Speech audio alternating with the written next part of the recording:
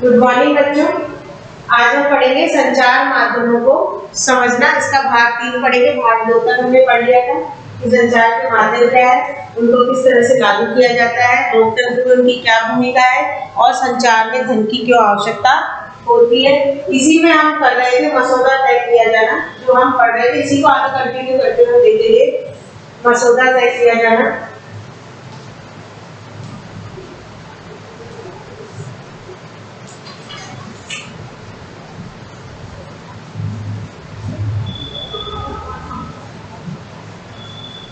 मसौदा तय किया जाना। इसमें हम देखेंगे कि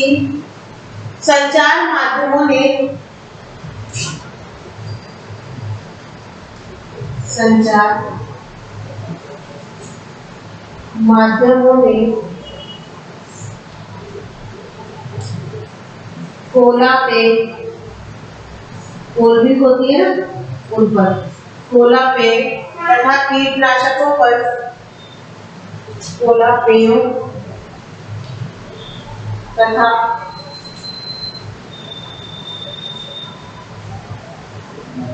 कीटनाशकों, तो कीटनाशक होते हैं, दवाइयां होती है, कीटनाशकों का स्तर,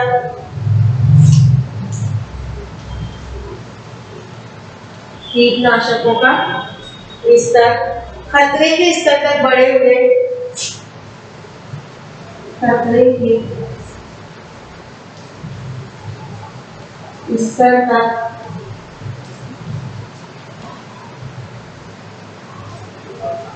बढ़े हुए, उधर खतरे के स्तर तक बढ़े हुए कीटनाशक की और ये भी बढ़े हुए होने के कारण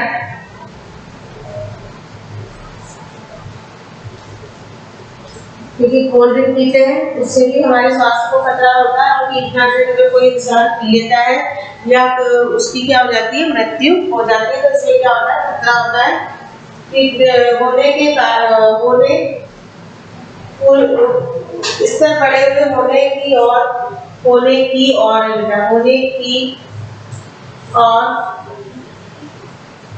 होने की और हमारा ध्यान आकर्षित किया था, हमारा ध्यान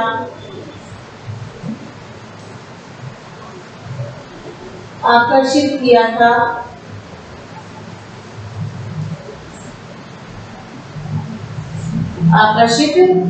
हमारा ध्यान इसकी तरफ क्या हो गया था, आकर्षित हो गया था। और उन्होंने कीटनाशकों की अत्यधिक मात्रा में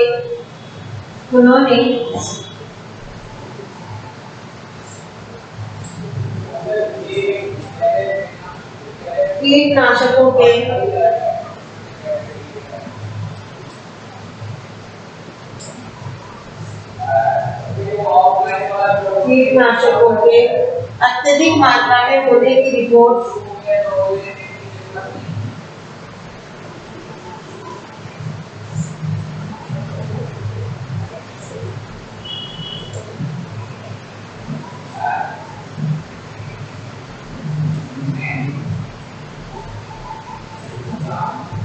अत्यधिक मात्रा में होने की रिपोर्ट ठीक है,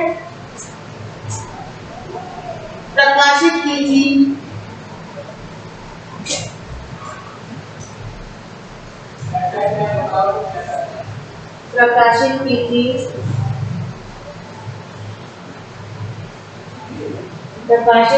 और इस तरह हमें कोला पेयों को इस तरह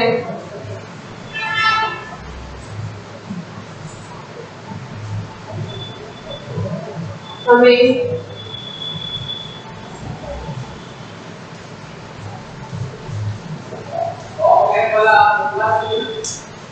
कोला पेयों कोला होता है अंतरराष्ट्रीय गुणवत्ता,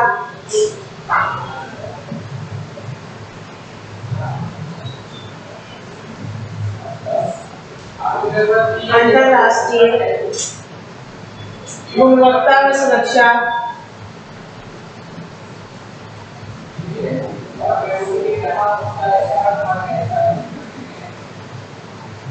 गुणवत्ता में सुरक्षा मापदंडों के अनुसार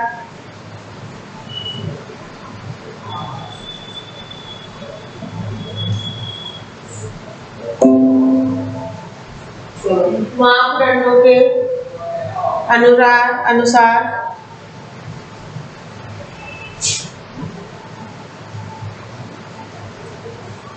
मापदंडों के अनुसार, ठीक है, मापदंडों के अनुसार नियमित रूप से नियंत्रित करने की आवश्यकता महसूस कराई गई।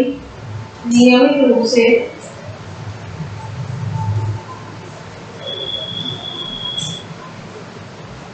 नियंत्रित करने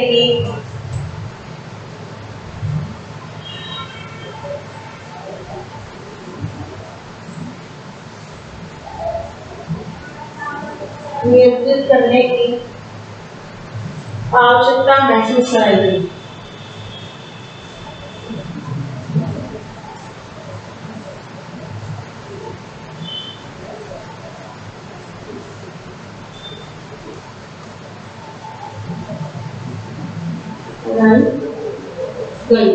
तो देखो बच्चों, मसौदा तय किया था ना, संचार माध्यमों ने कोला पेयों तथा कीटनाशकों का स्तर खतरे के स्तर तक बढ़े हुए हैं। मतलब ये जो कोला पेय पीते हैं लोग और कीटनाशक उपयोग में लेते हैं, उससे क्या होता है, खतरा ही होता है।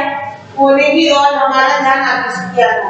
उन्होंने कीटनाशकों के अत्यधिक मात्रा में होने की रिपोर्ट प्रकाशित की थी और इस तरह हमें कोला पेय को भी अंतर्राष्ट्रीय गुणवत्ता और सुरक्षा मापदंडों के अनुसार नियमित रूप से नियंत्रित करने की आवश्यकता भी महसूस कराई गई थी। हमें ये भी बताया गया था कि किस तरह से हम क्या कर सकते हैं, जो पेय पदार्थ है, पीने के पदार्थ है, उनको और जो कीटनाशक है उनको क्या किया जाए, अंतर्राष्ट्रीय स्तर पर उनकी गुणवत्ता और सुरक्षा के मापदंडों को ध्यान में रखते हुए क्या किया जाना है, नियंत्रित किया जाना चाहिए। इनके ऊपर क्या लगानी चाहिए, रोक लगानी चाहिए। तो जो विज्ञापन आते थे कोला के, कीटनाशकों के, उनको बताया जाता है, लेकिन ये साथ में ये भी बताया जाता है कि इनसे क्या नुकसान होते हैं और उनकी क्या गुणवत्ता है, ये भी बताई जाती है। ठीक है बच्चों, समझ में आपको? कई बार ऐसी घटनाएं हो जाती है, संचार माध्यम उन विषयों पर हमारा ध्यान केंद्रित कराते हैं। सरकार ने दबाव पर निरंतरपूर्वक घोषणा की कोला पीना सुरक्षित है ना, और संचार के माध्यम से निश्चित रूप से हमारा ध्यान ऐसे विषय पर केंद्रित करने की कोशिश की है जिस पर यदि रिपोर्ट आती है तो हमारा ध्यान भी नहीं जाता। मतलब सरकार ने हमें बताया है कि जो कोला पिया जाता है वो हमारे स्वास्थ्य के लिए हानिकारक होता है। उन्होंने निरंतरपूर्वक बताया है, इससे हमारा ध्यान आकर्षित हुआ है कि हमें स्वस्थ रहने के लिए कोला का उपयोग नहीं करना चाहिए। ठीक है, इसी में आगे हम कंटिन्यू करते पढ़ेंगे कि कई विषयों पर जो जानकारी दी जाती है हमें, कई बार ऐसी घटनाएं हो जाती है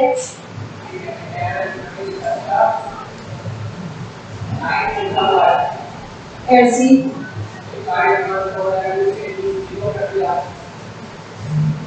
घटनाएं हो जाती है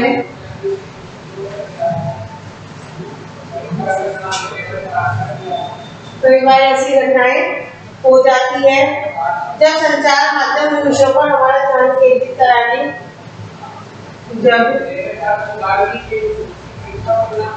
संचार माध्यम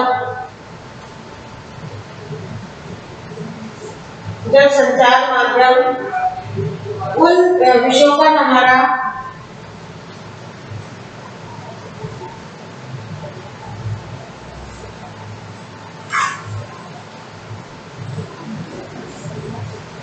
ध्यान केंद्रित उन विषयों पर हमारा ध्यान केंद्रित कराने में असफल रहते हैं,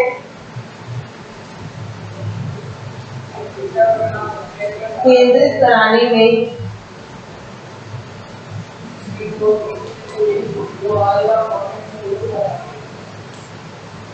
असफल रहते हैं। ध्यान केंद्रित कराने में क्या रहते हैं, असफल रहते हैं। जो हमारे जीवन के लिए महत्वपूर्ण है, जो हमारे जीवन के लिए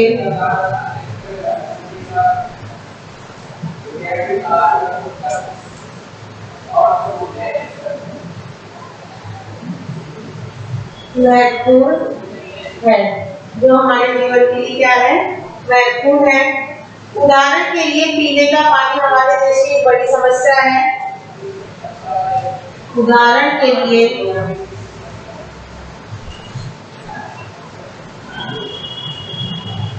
पीने का पानी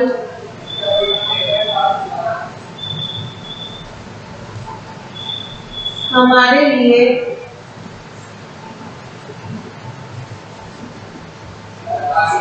लिए और देश के लिए एक बड़ी समस्या है। एक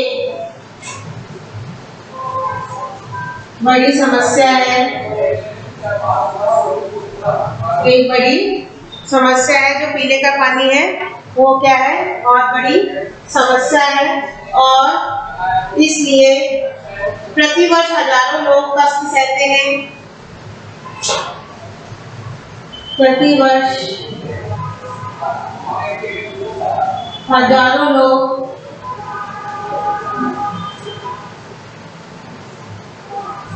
कष्ट सहते हैं। कष्ट सहते हैं और मर जाते हैं। मर जाते हैं क्योंकि उन्हें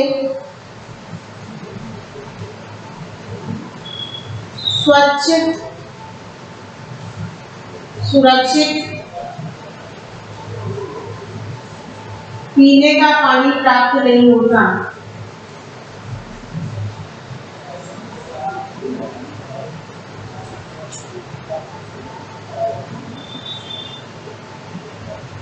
नहीं होता है, पीने का स्वच्छ सुरक्षित पीने का पानी प्राप्त नहीं होता है। इसमें क्या होता है, हजारों की संख्या में लोग कष्ट सहते सहते ही मर जाते हैं।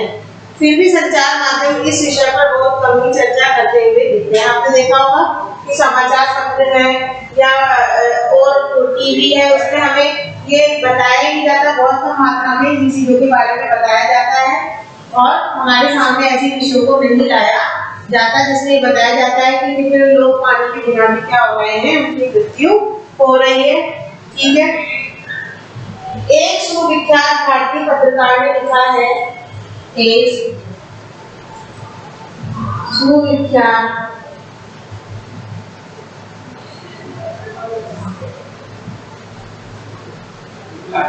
भारतीय पत्रकार ने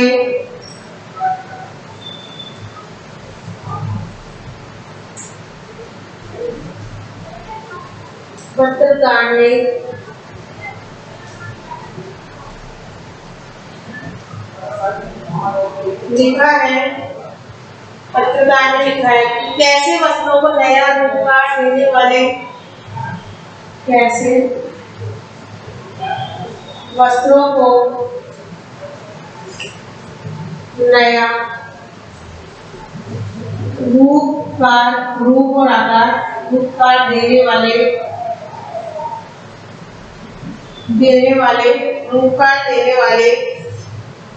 डिजाइनरों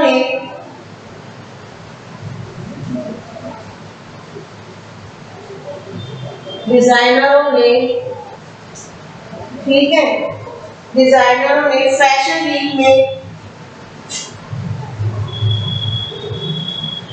फैशन वीक में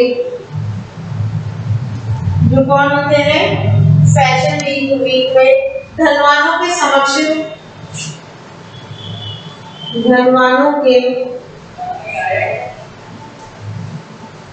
समक्ष अपने वस्त्रों को, अपने नए वस्त्र थे उनको प्रदर्शित करके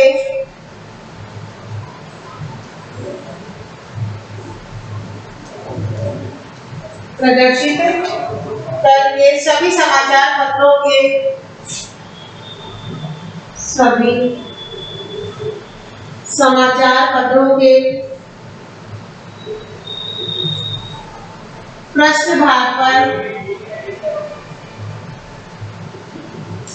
पृष्ठ पर स्थान पा लिया।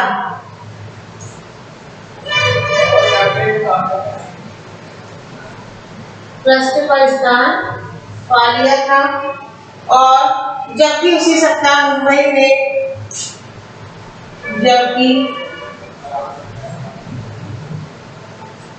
उसी सप्ताह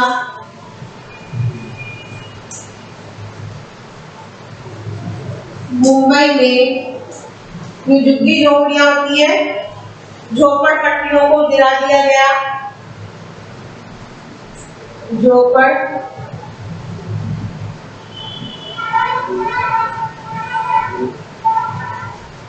झोपड़पट्टियों को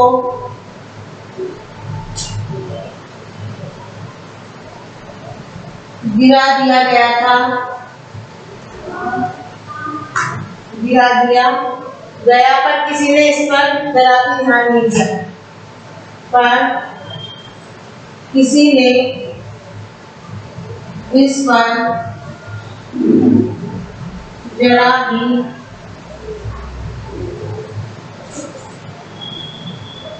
ध्यान नहीं दिया। तो देखो बच्चों, इस तरह से मसौदा तय किया जाता है कि जो लोग क्या करते हैं, मुख्य पृष्ठ पर खबरें देते हैं, उनसे पैसे ले लिए जाते हैं।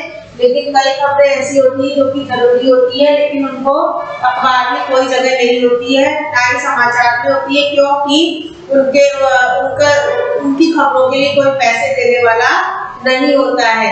तो देखो, हमने देखा कि ये क्या था, भारतीय ने क्या, पहले हमने देखा पानी के संबंधित कि हजारों लोग मर जाते हैं, लेकिन फिर भी कईयों को पता नहीं चलता है। उसी प्रकार से बताया गया कि डिजाइनर जो नए फैशन के कपड़े निकालते हैं धनवान लोगों के लिए, तो उनकी जो खबर छपती है वो मुख्य पृष्ठ पर छाप दी जाती है कि इस डिजाइनर के द्वारा इस तरह के कपड़े बनाए गए, इसके लिए ये कपड़े बनाए गए हैं, उसके बारे में बता दिया जाता है। लेकिन ऐसी एक घटना मुंबई में हुई थी जहाँ पर झोपड़पट्टियों को गिरा दिया गया था, लेकिन किसी ने भी इसकी ओर जरा भी ध्यान नहीं दिया, क्योंकि उसकी ना तो कोई खबर छपी थी, ना कुछ हुआ था।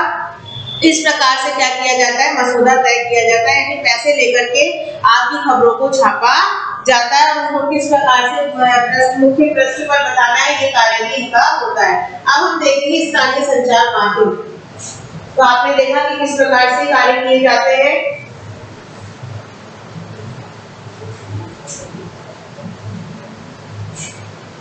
स्थानीय संचार माध्यम, जो स्थानीय लोग हैं वो किस प्रकार से अपने लिए संचार का माध्यम बनाते हैं, जहाँ पर वो रहते हैं, उसके बारे में हम पढ़ रहे हैं।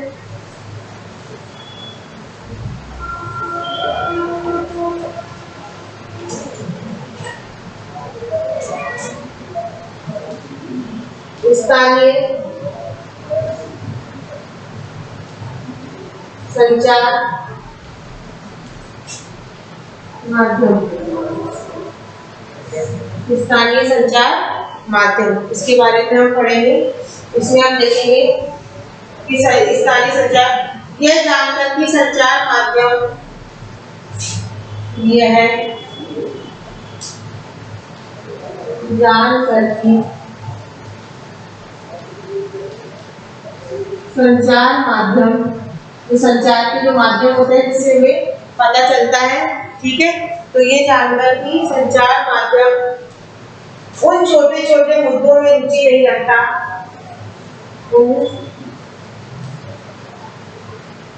छोटे छोटे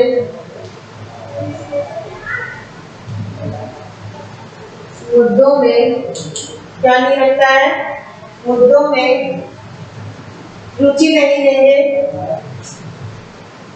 रुचि नहीं लेंगे। मतलब जो छोटे मोटे मुद्दे होते हैं उसके संचार के माध्यम किसी भी प्रकार की कोई रुचि नहीं लेते हैं। तो रुचि नहीं लेंगे जिनका संबंध साधारण लोगों, जिनका संबंध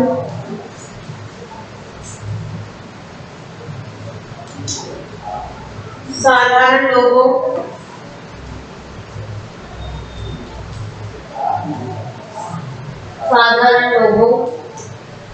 तथा उनके जीवन से संबंधित है।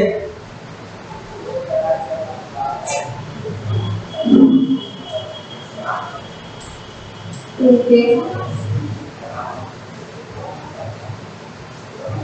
जीवन से है, जिनका संबंध साधारण लोगों तथा उनके जीवन से है, तो वो इसमें किसी भी प्रकार की रुचि नहीं लेते हैं और इसलिए कई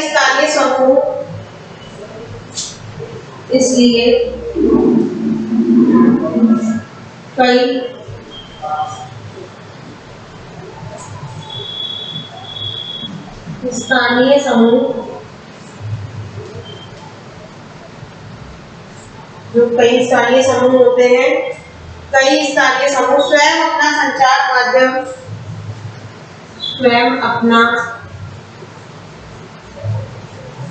क्या कर लेते हैं, संचार माध्यम प्रारंभ करने के लिए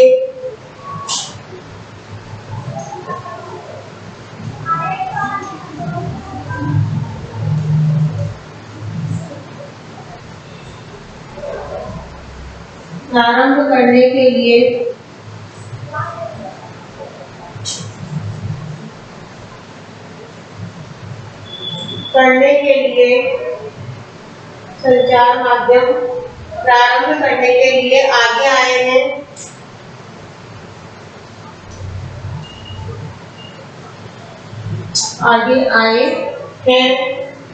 कई लोग सामूहिक रेडियो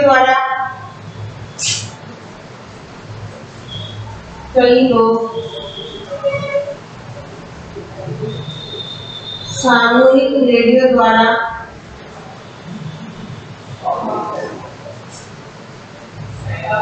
किसानों की फसल या किसानों को विभिन्न फसलों के मूल्य के बारे में बताते हैं।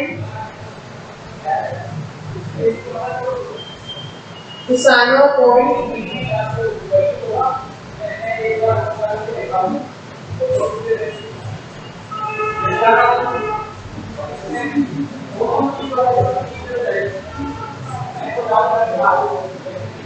विभिन्न फसलों के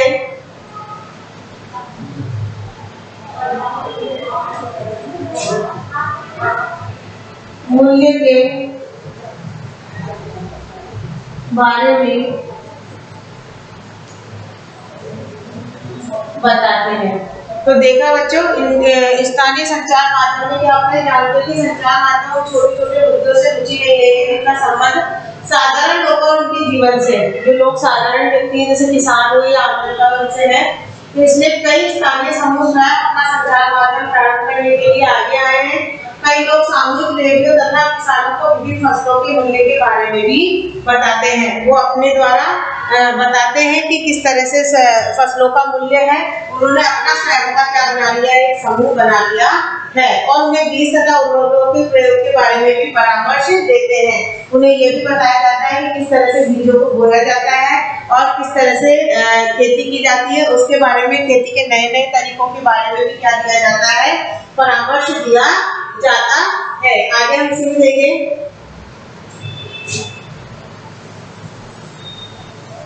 तो आपने देखा किस तरह से स्थानीय लोग अपने संचार का माध्यम बनाते जा रहे हैं, क्योंकि उन्हें पता है कि उनकी छोटी छोटी खबरें कोई भी नहीं छापेगा या कोई भी उनको इनके बारे में जानकारी नहीं देगा। ठीक है, आगे देखेंगे। कुछ अन्य लोग काफी सस्ते और कुछ अन्य लोग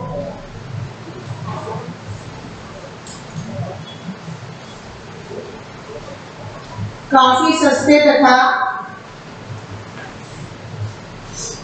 आसानी से मिल जाने वाले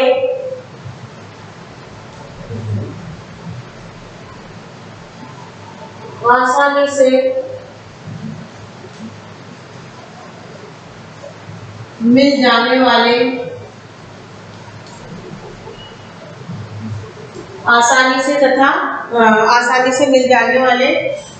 ठीक है, आसानी से मिल जाने वाले वीडियो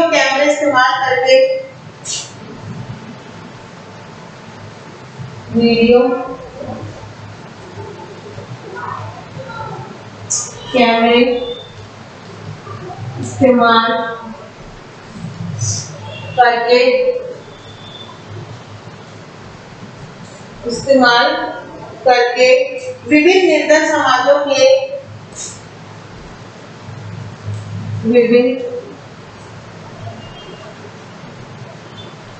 निर्धन समाजों के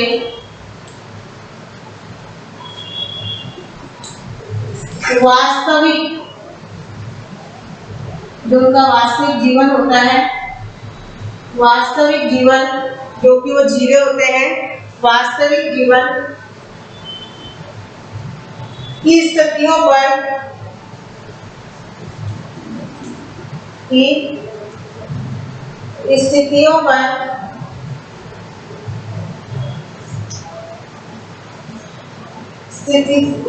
पर डॉक्यूमेंट्री फिल्म बनाते हैं। आपने भी देखी हुई कई डॉक्यूमेंट्री फिल्म आपको दिखाई गई होगी, कई बार आपने देखा होगा। तो डॉक्यूमेंट्री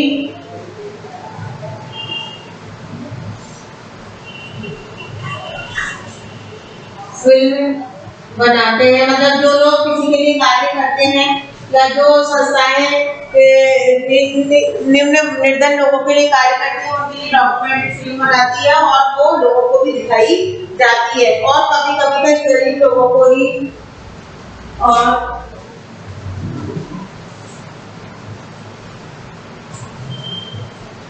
कभी कभी इन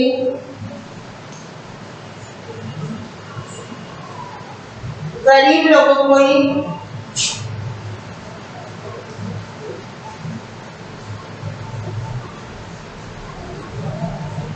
फिल्में बनाने के लिए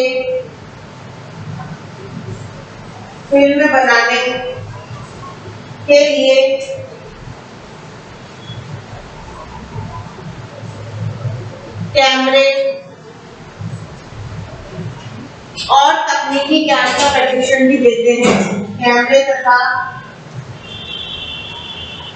तकनीकी ज्ञान का प्रशिक्षण भी देते हैं।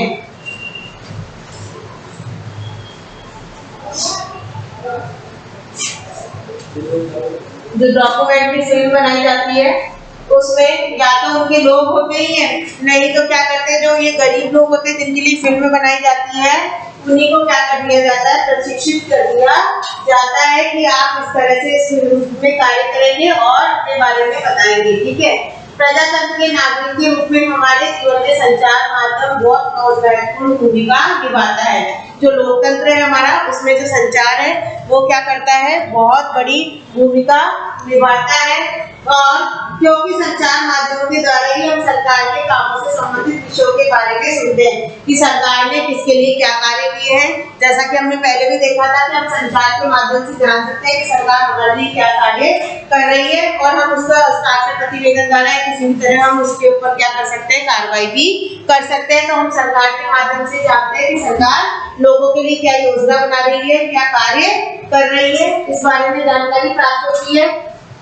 किन बातों पर ध्यान केंद्रित किया जाए, ठीक है, और कई विषयों पर सरकार के संबंधित कामों को सुनते हैं और इस तरह एक एजेंडा निश्चित कर देते हैं कि यदि कभी सरकार चाहे तो संचार माध्यम को किसी घटना की खबर छापने से रोक भी सकती है। ये भी हमने देखा है कि सेंसर लगा करके वो किसी घटना को छपने से रोक भी सकती है।